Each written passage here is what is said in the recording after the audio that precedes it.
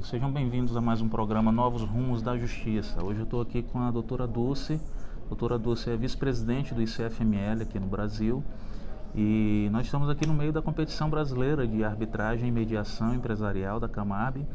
E eu queria, doutora Dulce, que a senhora me falasse um pouco qual a importância do advogado, da inserção do advogado na mediação, tá? E a importância dessa competição para a advocacia.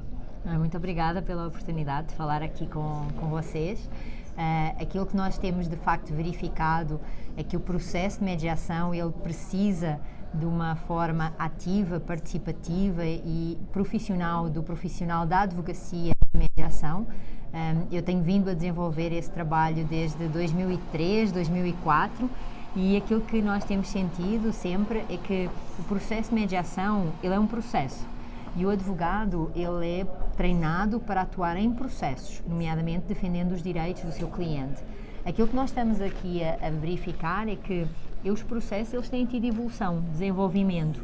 E hoje em dia, o processo tradicional, ele é um processo que faz parte de um tempo e é um processo que responde a uma necessidade que não é a necessidade de todos os clientes. Então, a profissionalização, a especialização e a busca do profissional da advocacia por entender outros processos, como a arbitragem e também como a mediação, ela traz não só maior qualidade e maior rigor, como ela também traz a possibilidade do cliente ter um resultado diferente. Aí a questão da competição de mediação e arbitragem aqui da Camarb, ela tem vindo a desenvolver esse processo.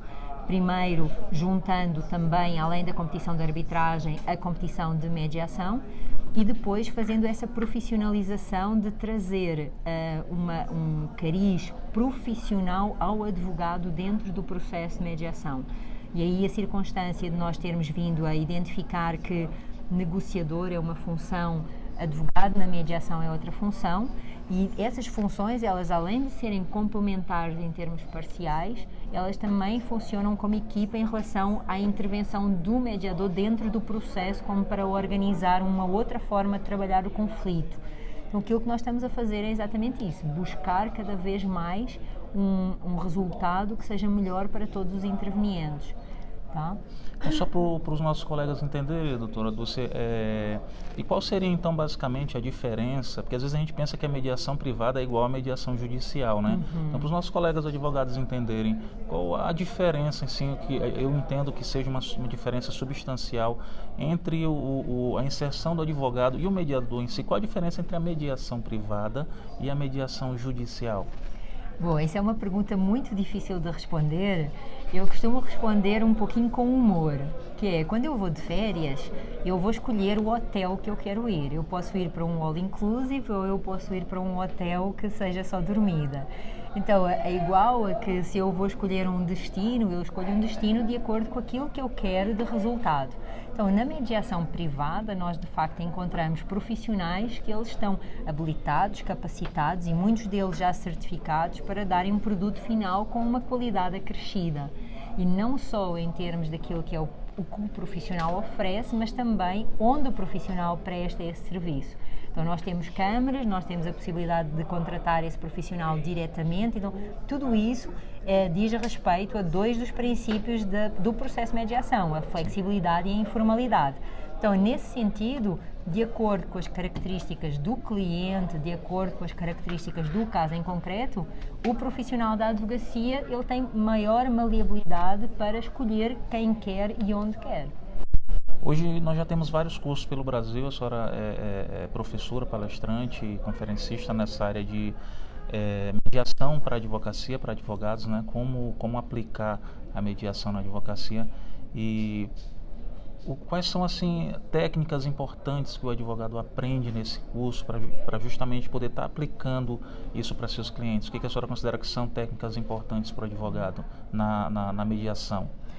No meu caso e da minha experiência, eu tenho experiência quer como advogada em processos de mediação, quer como mediadora.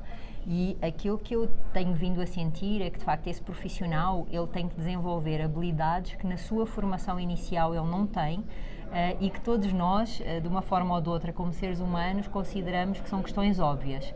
Então, desde a questão de entender, compreender e aprofundar o conflito, desde a questão de entender e aprofundar a questão da comunicação e também a circunstância de se especializar numa negociação diferenciada em relação àquilo que nós estamos acostumados a fazer no dia a dia. Então esses são 3 temas que são muito importantes para um advogado que quer se especializar a atuar no processo de mediação. Então eu diria que uma das técnicas e uma das ferramentas que existe maior necessidade é a questão do profissional da advocacia entender que, para além da capacitação que ele tem na sua graduação de Direito de escutar, ele tem uma limitação porque ele faz a chamada escuta seletiva. Ele escuta aquilo que é juridicamente relevante e dentro daquilo que é juridicamente relevante, ele escuta só aquilo para o qual ele tem prova. E isso é uma limitação que no processo de mediação o advogado não vai ter. E isso significa também que ele tem que apurar a sua escuta ativa para que ele não só escute aquilo que é juridicamente relevante e aquilo que ele tem prova, mas também aquilo que é o interesse e a necessidade do seu cliente e como é que através de uma negociação por interesses, através do foco de facto naquilo que é o problema em concreto, mas dentro dessa lógica de criação de opções de ganhos mútuos, ele consegue trazer um valor acrescentado para o seu cliente. Então eu diria que essas serão as técnicas principais. É possível resolver um conflito só por mediação, sem precisar levar para o judiciário? Da minha experiência, eu digo que sim.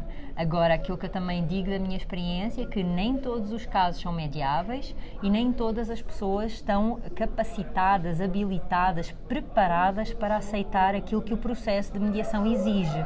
Porque no processo de mediação, nós vamos ter que ter um comprometimento na construção de um resultado de ganhos mútuos. E isso implica não só que os profissionais da advocacia estejam preparados para, de facto, levarem o seu cliente a essa mesa, como também os profissionais da mediação eles consigam operar e gerir todas essas questões que são necessárias e bem diferentes da nossa preparação inicial.